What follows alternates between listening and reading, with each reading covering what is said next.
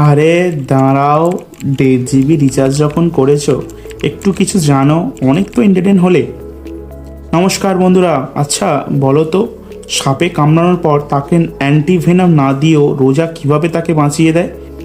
Actually মূলত কেউটে সাপ বেশিরভাগ সময়ে প্রথমে রেল বাইট দেয় না, ফলস বাইট দেয়। ফলস বাইট মানে হলো কামড়াবে কিন্তু বিষ ঢালবে না। ফলস বাইটে রক্ত বেরোয়, দাগ হয়, কিন্তু আমরা কি করে জানবো বিষ ঢেলেছে কি ঢালেনি? প্রত্যন্ত গ্রামের মানুষেরা রোজার কাছে ছুটে যায়, রোজার তুক তাক করে বাঁচিয়ে দেয়। রোজা হয়ে যায় স্বয়ং ভগবান, আর বিজ্ঞান হয়ে যায় তাদের কাছে ফিকে। গভীরভাবে পর্যবেক্ষণ করলে দেখা যাবে ওই ব্যক্তিকে সাপটি কামড়ানোর সময় বিষ ঢালেইনি, তাই সেজন্য রোজার কাছে নিয়ে গেলেও রোগীটি বেঁচে যেত।